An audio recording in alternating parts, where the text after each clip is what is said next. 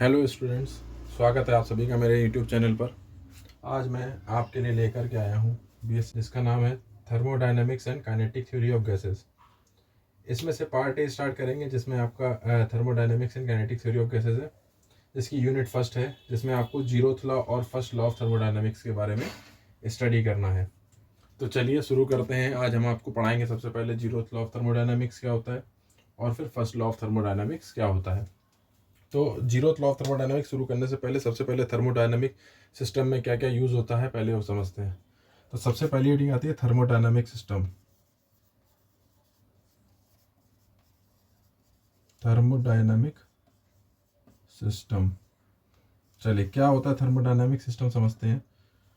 देखिए, thermodynamic system को समझने के लिए सबसे पहले हम अगर आपके सामने डायग्राम बनाए तो ये कुछ इस तरह से बनेगा।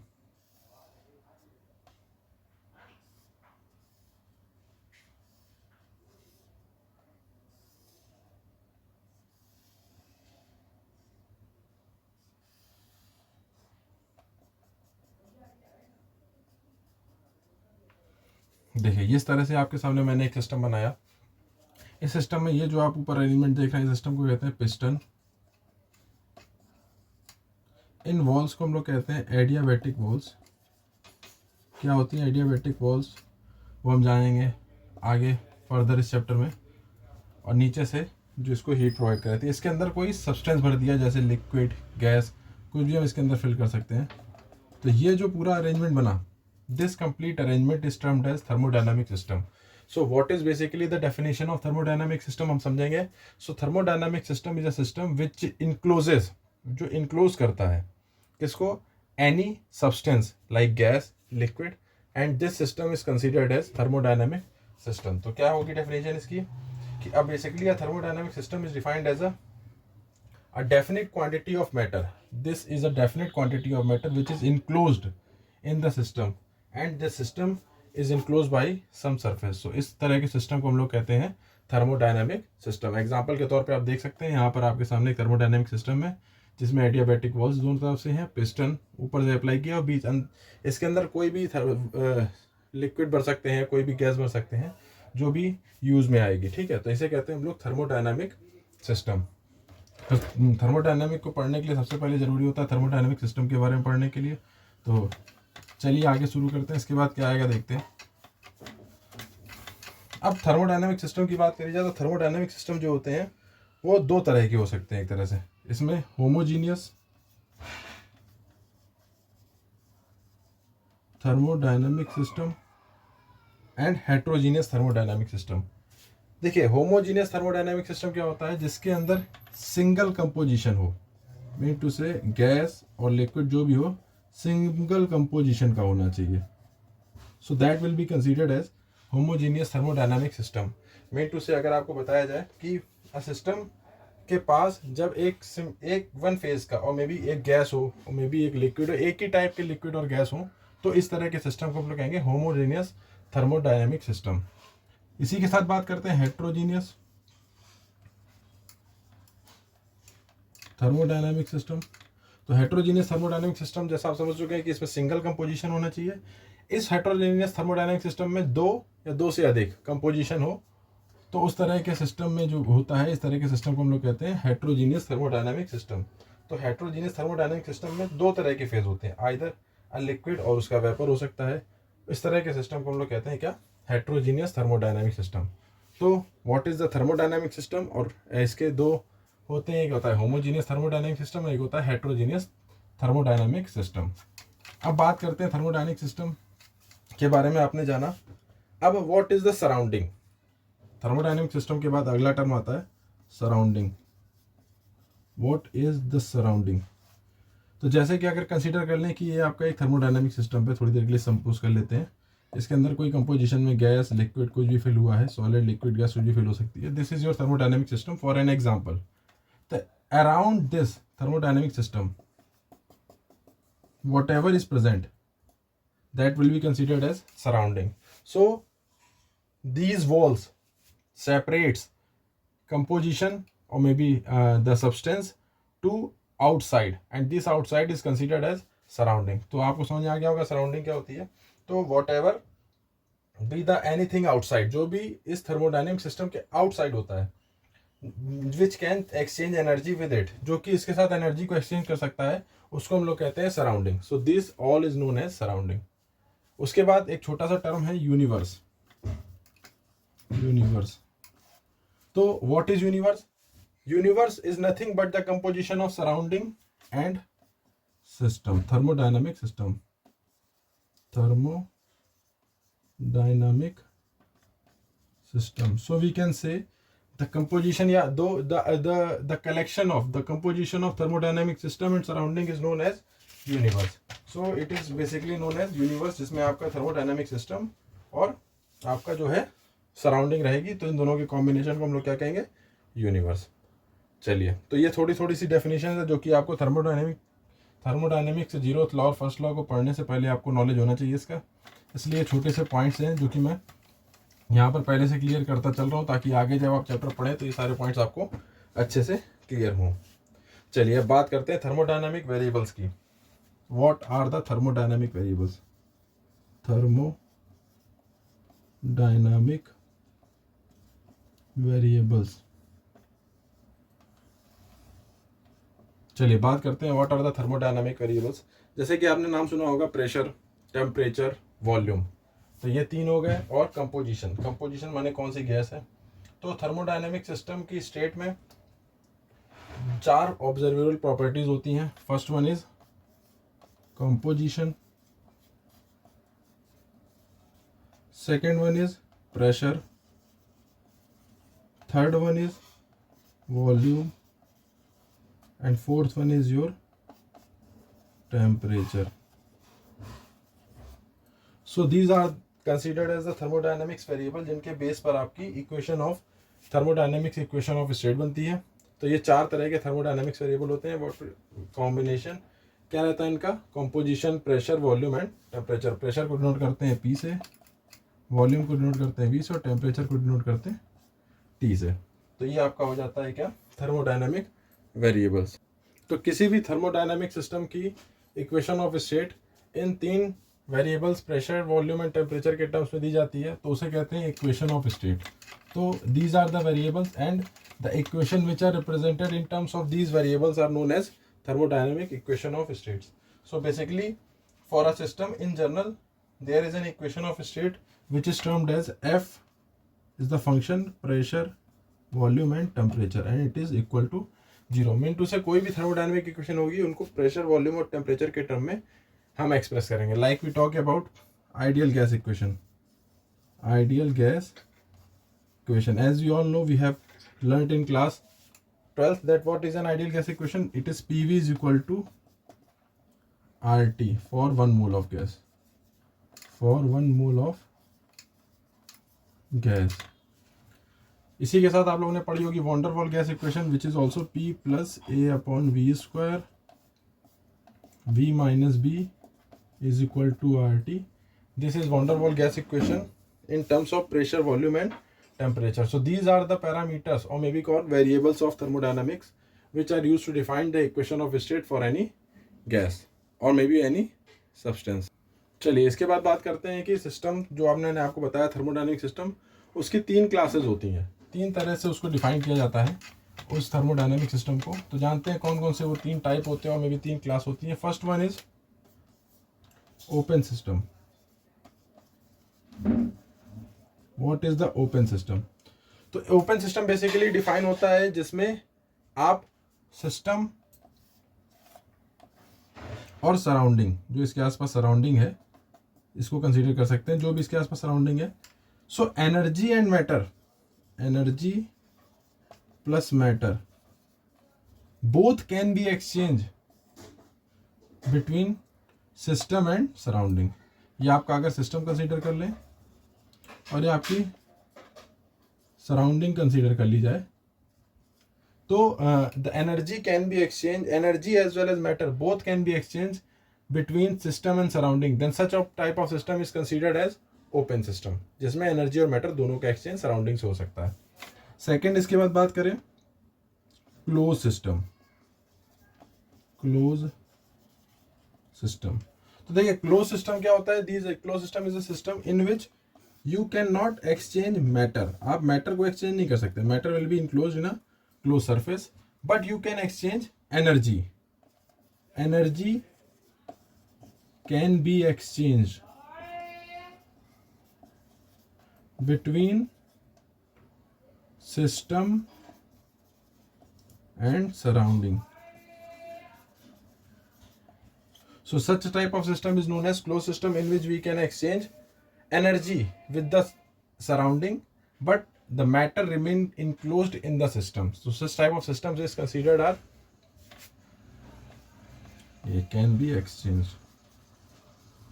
So open system is a system in which energy and matter both can be exchanged with the surrounding and system, between the surrounding and system. What are the closed system? Closed system क्या होते हैं, जिसमें आप जो है system और surrounding के बीच में एनर्जी का तो एक्सचेंज कर सकते हैं, बट जो है मैटर का एक्सचेंज नहीं हो सकता। तो इस तरह के सिस्टम को हम लोग कहते हैं क्या, आपका क्लोज सिस्टम। बात करते हैं तीसरे सिस्टम की, जो कि है आपका isolated system. Isolated system. So what is an isolated system? तो आइसोलेटेड सिस्टम, जैसा कि आपने देखा open system exchanging energy and matter with the open system is exchanging energy and matter both with the surrounding. In the close system the system is exchanging energy with the surrounding but not the matter remain enclosed. But in case of isolated system, neither of these two, like no energy and no matter can be exchanged between source and surrounding, then such type of system is known as isolated system. तो इस तीन तरह के system होते हैं, open system, close system and isolated system. Open system energy plus matter exchange, close system energy only exchange, and if you talk about isolated system, so nothing will be exchanged, neither energy nor the matter will be exchanged through the surrounding. चलिए, तो इस तरह से आपने तीनों type के system को study कर लिया। अब आपके सिलेबस के अकॉर्डिंग आगे बढ़ते हैं।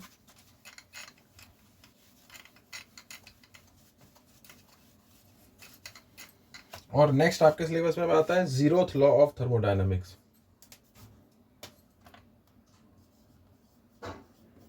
Zeroth law of thermodynamics. चलिए समझते हैं what is the zeroth law of thermodynamics. देखिए बहुत ही सिंपल है, ज़्यादा कुछ टफ नहीं होता है। सबसे पहले समझते हैं कि you have three systems, system A, then you have system B, and now you have system C. Zeroth law of thermodynamics समझने से पहले एक छोटा सा पॉइंट समझते हैं, thermal equilibrium. What is thermal equilibrium? तो देखिए सपोज कर लेते हैं कोई बॉडी है आपके पास जिसका टेम्परेचर है 70 degree Celsius, and you got another body which has the temperature 40 degree Celsius. तो you have a body A and you have a body B.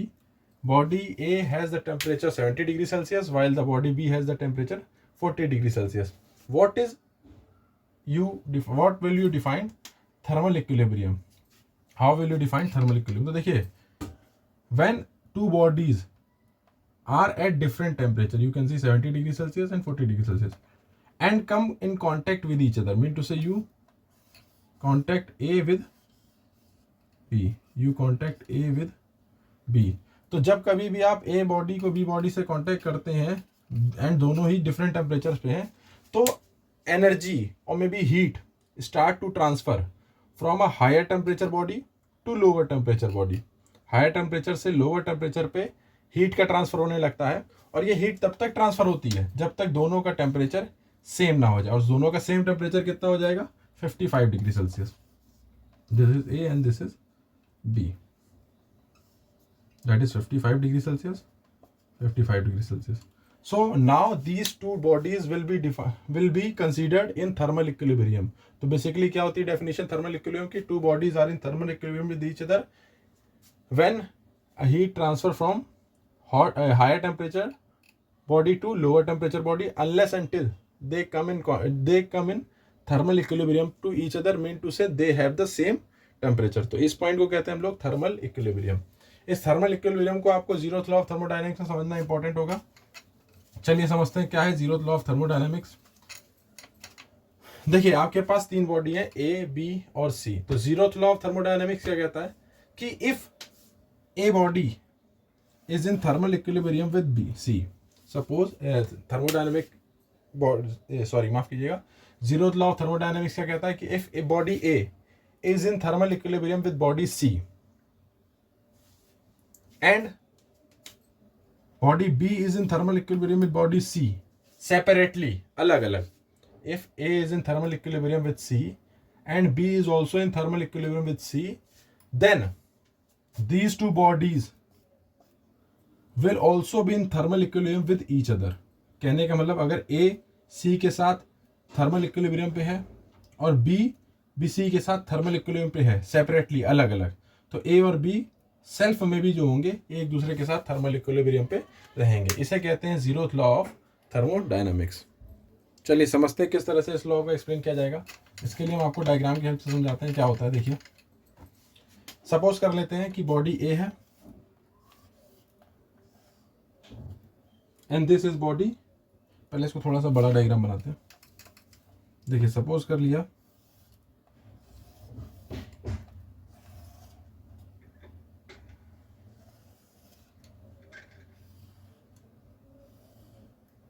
This is body A, this is body B and this is body C. A और B को हमने जो है separate कर दिया है insulating partition से।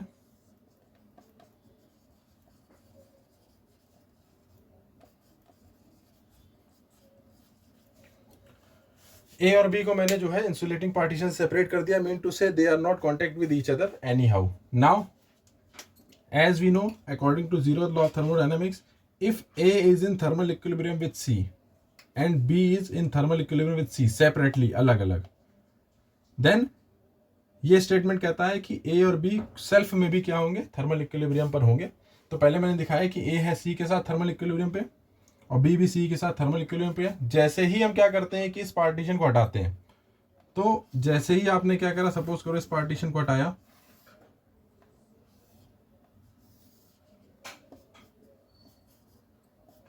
सी you have removed insulating partition. तो जैसे ही हम इस पार्टीशन को हटाते हैं तो ए और बी की टेम्परेचर में कोई चेंज नहीं आता है, mean to say they remain in thermal equilibrium with each other too. तो यही आपका जीरोथ लॉ ऑफ थर्मोडायनेमिक्स था। पहले हमने ए को सी के साथ थर्मल इक्विलिब्रियम पे किया, फिर मैंने बी को सी के साथ थर्मल इक्विलिब्रियम पे किया, फिर मैंने इस पार्टीशन को हटा दिया, तो मैंने देखा ए और बी के टेम्परेचर में कोई चेंज नहीं आया। It means they A and B are also in thermal equilibrium with each other. So this is the zeroth law of thermodynamics, जो कि बताता है तीन बॉडीज कैसे एक दूसरे के साथ थर्मल इक्विलिब्रियम पे रहेंगी। चलिए मैथमेटिकली देखते हैं हम कैसे हम इस चीज को प्रूव कर सकते हैं या कैसे हम इसको डिफाइन कर सकते हैं कि जीरोथ लॉ ऑफ थर्मोडायनामिक्स किस तरह से वैलिडिटी देता है। चलिए सपोज कर लेते हैं आपके पास तीन सिस्टम है, system A and system B. Thermal equilibrium का मीन्स होता है कि दोनों के टेम्परेचर जो है सेम है। तो suppose the temperature, the function of system A is defined by phi PA VA and, और सॉरी इसको A मान लेते हैं, फाई वन को phi A, and as you know that it is in thermal equilibrium with C। चलिए तो बात करते हैं फंक्शन ऑफ सिस्टम ए की बात करें तो PA pressure of A and volume of B, ये थर्मल इक्विलिब्रियम पे है विद C। तो phi 2 is equal to PC VC। देखिए यहाँ पर हमने टेम्परेचर का टर्म हटा दिया क्योंकि हमने आपको पहले बता दिया कि these are in thermal equilibrium, और थर्मल इक्विलिब्रियम में टेम्परेचर जो रहता है वो सेम रहता है।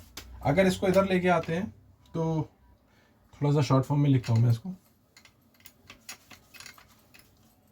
तो सपोज कर लेते हैं बॉडी ए है जो कि थर्मल इक्विलिब्रियम पे है विद बॉडी सी। तो PA VA is equal to phi 2 PC VC। ये हो गई आपकी इक्वेशन फर्स्ट। अब बात करते हैं, मैंने आपको बताया कि इसको अगर मैं इस तरफ से लेके आता हूँ तो ये हो जाएगा आपका phi 1 PA VA minus phi 2 PC VC is equal to 0। तो इसको हम एक तरह से लिख सकते हैं function F1 PA VA P C V C is equal to 0। तो ये मैंने बना दिया फंक्शन ए और बी का। Now as we know that the body B is in thermal equilibrium with body C, so we can also write, यहाँ से अगर मुझे वैल्यू निकालनी हो तो मैं पी सी की वैल्यू निकाल सकता हूँ, जो कि निकलेगी आपकी P C is equal to F1 P A V C. इसको इक्वेशन थर्ड मान लेते हैं। चलिए, जैसा कि आपको बताया कि A B and C are in thermal equilibrium, B and C are in thermal equilibrium, so phi 3 मान लेते हैं बी का, P B V B is equal to phi 2 P C V C. अगर इसको यहाँ लेके आते तो सेम इक्वेशन सेकंड की तरह फंक्शन बनेगा, F2 will be equal to P B V B P C V C is equal to 0। अगर यहाँ से मैं पी सी की वैल्यू निकालूँ तो P C will be P C is equal to function 2 P B V B and V C. इसको equation 4 मान लेते हैं। तो अगर पहले देखिए मैंने क्या करा, ए और सी थर्मल इक्विलिब्रियम पे थे, दोनों के फंक्शन इक्वल किया। मैंने यहाँ पे एक फंक्शन बनाया F1 जो कि ए और सी के प्रेशर और वॉल्यूम के टर्म में था, जिससे मैंने पीसी को कैलकुलेट किया। फिर मैंने बताया कि B and C are in thermal equilibrium with each other, तो यहाँ से दोनों का फंक्शन बना के मैंने पीसी को कैलकुलेट किया। Equation third and equation fourth को बराबर करें। Equation third is equal to equation fourth, क्योंकि उसकी लेफ्ट हैंड साइड बराबर है। So F1 P A V C is equal to F1 P A V C is equal to F2 P B V C. तो जैसा कि आप देख सकते हैं कि अगर यहाँ पर देख रहे हैं दोनों में कॉमन टर्म क्या है, वी सी। अगर मैं बात करूं कि अगर इस तरह से ये जो ए और सी थर्मल इक्विलिब्रियम थे, फिर यहाँ पे आपने बी और सी को थर्मल इक्विलिब्रियम माना, तो यहाँ पे आपको इक्वेशन मिली, इसको मान लेते हैं इक्वेशन 5। अब अगर हम बात करें कि जीरोथ लॉ ऑफ थर्मोडायनेमिक्स कहता है कि ए और सी अगर थर्मल इक्विलिब्रियम पे हैं और बी और सी भी थर्मल इक्विलिब्रियम पे हैं, तो ए और बी भी थर्मल इक्विलिब्रियम पे होंगे, तो इनके लिए जो फंक्शन बनेगा अकॉर्डिंग टू इक्वेशन सेकंड, वो आपका होगा F3। हम बात करें ए और बी की, तो दैट विल बी पी ए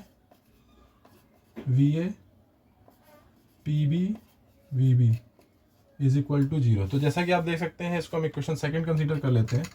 तो इक्वेशन 5 में जो टर्म वी सी है यहाँ पर, और यहाँ पर इक्वेशन 6 में वो टर्म है नहीं, तो इसको मैं किस तरह से लिख सकता हूँ, इसको कि फाई 1 मान लेते हैं पी ए वी ए के लिए, और बी के लिए मान लेते हैं phi 3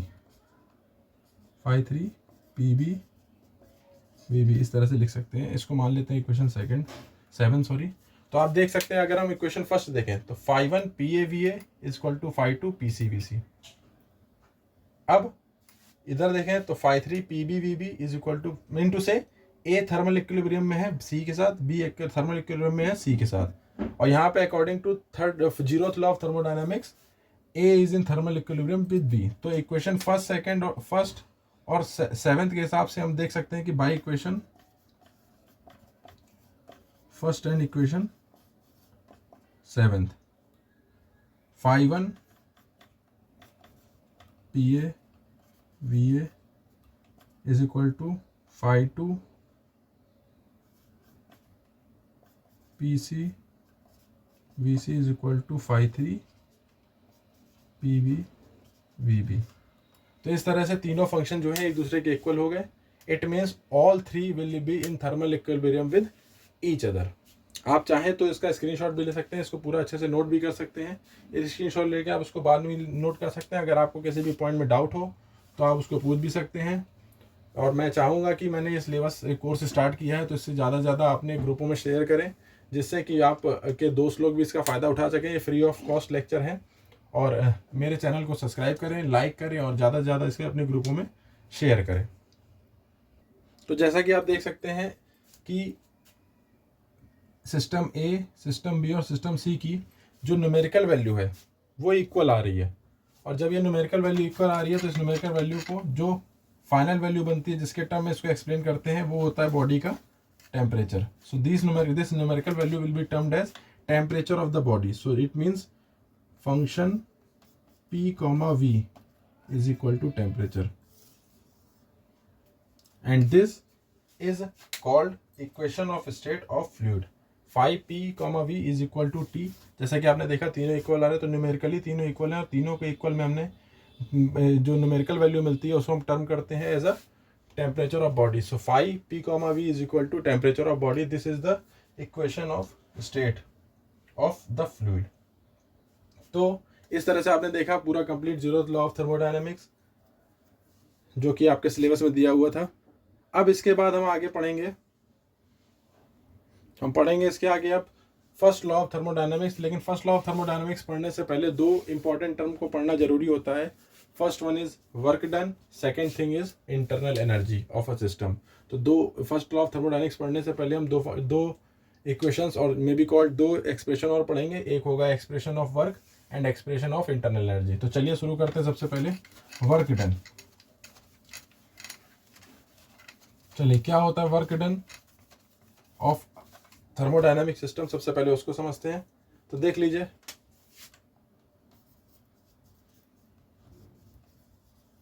work done in thermodynamic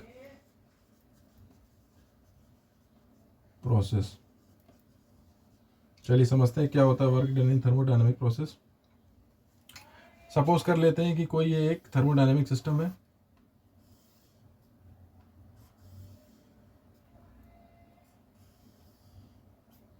These are considered as adiabatic walls. Adiabatic wall का मतलब there is no exchange of energy with the surrounding through system, and this is a piston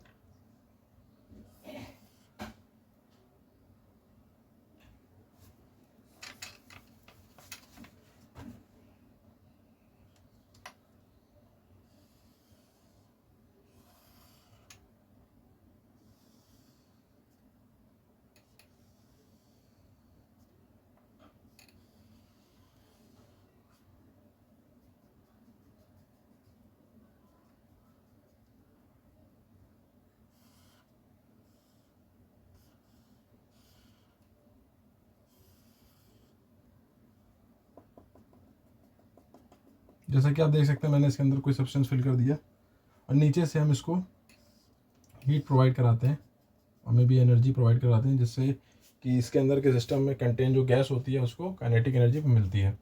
these are the adiabatic walls जो कि surrounding का system से energy exchange नहीं होने देती। तो जैसा कि आपने एक ऐसा सिस्टम देखा, इसमें आपको एक पिस्टन है, थर्मोडायनेमिक सिस्टम है।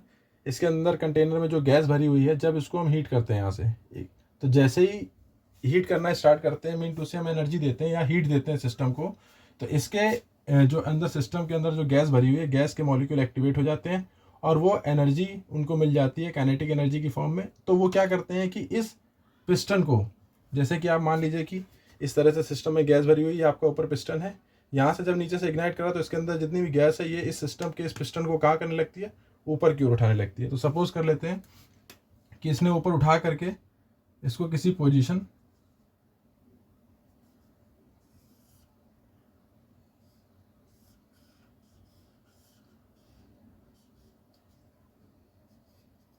पिस्टन को उठा करके इसने पोजीशन से डिस्प्लेस कर दिया and displacement is delta x. Sorry यहाँ लिख देता हूँ मैं, डिस्प्लेसमेंट इज डेल्टा एक्स। तो यहाँ पर सिस्टम को डिस्प्लेस कर दिया है विद जो यहाँ इसके अंदर गैस भरी होती है, जब उसको एनर्जी मिलती है तो एनर्जी से ये पिस्टन को ऊपर उठा दिया जाता है और मान लिया डिस्प्लेसमेंट कितना है, डेल्टा एक्स। तो चलिए बात करते हैं कैसे वर्क डन निकालते हैं। तो हमें पता है कि अगर if there is a displacement delta X then work done for delta X displacement. तो डेल्टा एक्स के लिए वर्क डन हो जाएगा delta W equal to F into delta X. अब इसकी बात करते हैं इन टर्म्स ऑफ गैस और लिक्विड। हम कभी भी फोर्स नहीं लेते, हम यूज़ करते हैं प्रेशर का, question first. And we all know that P is equal to F upon A. Consider कर लिया इसका जो एरिया था पहले ए था, so it gives F is equal to P into A. By equation first क्या हो जाएगा देखते हैं, delta W will be equal to P into A into delta X. देखिए ए है एरिया, डेल्टा एक्स है displacement, metre square into metre, that will be equal to volume. तो delta W is equal to P into delta V. This is the amount of work done which the gas perform in order to expand the piston upward। अगर piston को ऊपर उठाया जाता है, ये work done जो होता है, ये गैस को आपने इग्नाइट किया, उससे ये पिस्टन ऊपर चला गया, तो वर्क डन इन अ थर्मोडायनेमिक प्रोसेस कितना हो जाता है, P इंटू डेल्टा वी। अगर हम बात करें कि जो वॉल्यूम है इसका एक्सपेंशन V1 से V2 हो, initially volume V1 and it expanded to V2, then total work done W will be equal to integration V1 to V2 P delta V, or may be considered as dV for a continuous distribution। तो यहाँ पर आपने P dV लिख दिया। अगर हम work done को और एक्सपेंड करें तो W is equal to P constant है, बाहर आ जाएगा, integration of dx is equal to x, so this will be V1 to V2। अब लोअर लिमिट इसकी रहेगी V1 और अपर लिमिट रहेगी V2। तो वर्क डन का कंप्लीट एक्सप्रेशन आ जाएगा W is equal to P V2 minus V1। This is the amount of work done to expand the volume of gas from V1 to V2। This is the expression of work done in thermodynamics process. तो आपने समझा किस तरह से मैंने work done perform किया thermodynamic process में, कैसे वर्क डन परफॉर्म किया जाता है गैस के थ्रू। अब यहाँ पर 3 केसेस बन सकते हैं। क्या है 3 केसेस वर्क डन के, हम जानते हैं, जिसके ऊपर बेस्ड न्यूमेरिकल अक्सर आते हैं। देखिए पहला, if V1 is greater then V2, V1 greater than V2 होने वाला, पहले वॉल्यूम ज़्यादा है और बाद में वॉल्यूम कम हो गया। सपोज कर लीजिए पहले वॉल्यूम इतना था और फिर वॉल्यूम कम हो गया, mean to say we are applying pressure on piston, that is why volume decreases. पहले वॉल्यूम ज़्यादा था, फिर वॉल्यूम कम हो गया, it means we are working on the substance. तो हमने ऊपर से प्रेशर लगाया और गैस के ऊपर वर्क कर रहे हैं। So in that case work done will be negative, work done will be negative, और it clears that when work done is negative and when we perform work on the system or maybe gas। ठीक है, जब gas के ऊपर work करते हैं या system के ऊपर हम वर्क करते हैं तो वर्क डन कैसा मिलता है हमको, नेगेटिव। सेकेंड केस बनता है इसमें V2 is greater than V1, it means पहले वॉल्यूम कम था, फिर जैसे ही गैस ने वर्क किया, सब्सटेंस ने वर्क परफॉर्म किया, तो वॉल्यूम इंक्रीज हो गया। It means that will result as a work done by the gas, and the work done by the gas will be W will be positive, क्योंकि V2 की value V1 से ज़्यादा है तो वर्क डन आपको positive मिलेगा। This is work done by the system और may be gas is always positive. तो work done by the system is always positive and work done on the system is always negative. तीसरा case बनता है, बात करते हैं उसकी। तो तीसरे केस के लिए बात की जाए, तीसरा केस होता है अगर V1 is equal to V2, mean to say there is no change, there is no change in volume. तो आप देख सकते हैं V1 को V2 के बराबर करेंगे तो कैंसिल हो जाएगा, work done will be 0, hence no work done is perform throughout the process. तो 3 तरह के केस बनते हैं, work done on the system, second point work done by the system, and third is no work done. जब work done on the system on the gas होता है that will be negative, work done by the system होता है that will always B positive, and when there is no work on the system then there will be no change in volume and hence the work will be 0। तो चलिए आज के lecture में क्या क्या पढ़ा मैंने। सबसे पहले हम लोगों ने पढ़ा थर्मोडायनेमिक्स के कुछ वेरिएबल्स के बारे में, क्वांटिटीज़ के बारे में, उसके बारे में स्टडी किया। उसके बाद हम लोगों ने पढ़ा क्या, आगे हम लोगों ने स्टडी किया जीरोथ लॉ ऑफ थर्मोडायनामिक्स। और जीरोथ लॉ ऑफ थर्मोडायनामिक्स को अच्छे से एक्सप्लेन करने के बाद मैंने आपके सामने प्रेजेंट किया क्या, वर्क डन इन अ थर्मोडायनामिक प्रोसेस। इसके बाद हमारा होगा internal energy of the system और उसके बाद फर्स्ट लॉ ऑफ थर्मोडायनामिक्स। तो आज के लेक्चर में इतना ही रखते हैं। बाकी जो लोग मेरे चैनल पर नए हैं इसको ज़रूर लाइक करें, शेयर करें और सब्सक्राइब करें। और अपने दोस्तों के ग्रुप में शेयर कर दें, जिससे ज़्यादा से ज़्यादा लोग इस फ्री लेक्चर का फ़ायदा उठा सकें।